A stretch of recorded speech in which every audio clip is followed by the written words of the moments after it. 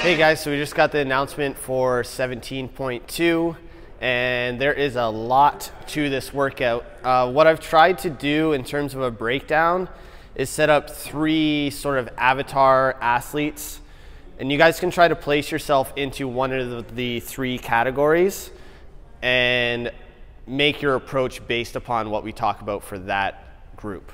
Okay, so I have a little graph here to quickly show a little bit of a breakdown here. This black line here is kind of showing my estimate of how many people will make it on to be in that group compared to all the people that are doing the open. And this graph can also apply to the scaled athletes as well, right? This isn't only for the RX.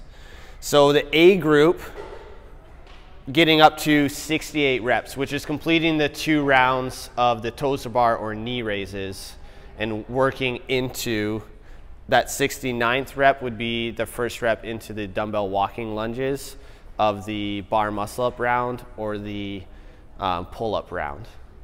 Okay, so I have pretty much everybody for sure is going to make it through those first 68 repetitions.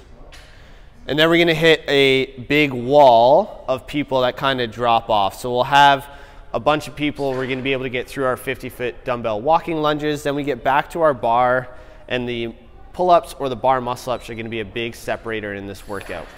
Okay, so that brings us into group B. And then group C is the group that's going to make it through the 2 rounds of the pull-ups or the bar muscle-ups and get back into the toes to bar or knee raises. Okay, remember it's a 12-minute AMRAP. So if you are somebody who's going to make it through, you just go right back to the start and keep working away at it until the 12 minutes is up.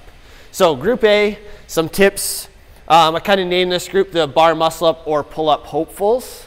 Okay, so this is a group of people that we are hoping to get our first pull up or our first bar muscle up. That's your group here. We want to remember that we want to save our grip and save our engine as much as we can and save our strength for the pull-up and bar muscle-up attempts. Okay, so keeping a nice soft grip on the dumbbell is going to be super important.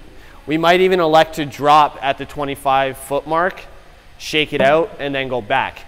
You have to keep your hands closed around the dumbbell. That is a rule. You can't have open hands just supporting the dumbbell up. Your hands need to be closed around. That's been made pretty clear on the games website. But that doesn't mean you have to death grip that dumbbell as hard as you can. Keep it soft.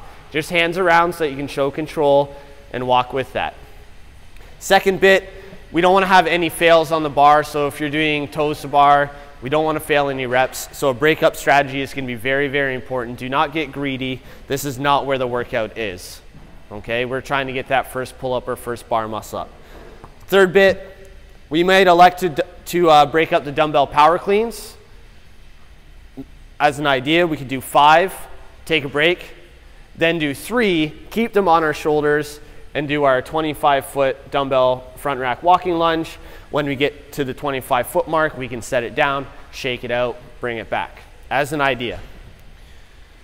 This second group now, B. Some tips for this group.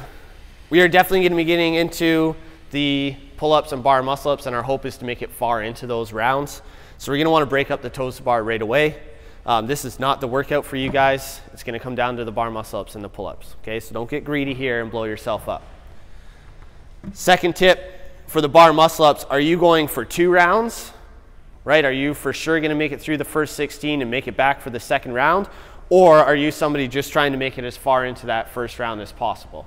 Okay, that's going to affect your breakup strategy. If you're somebody who is looking to get just the 1 round, singles is probably going to be your best bet, okay, to make sure we're not blowing ourselves up.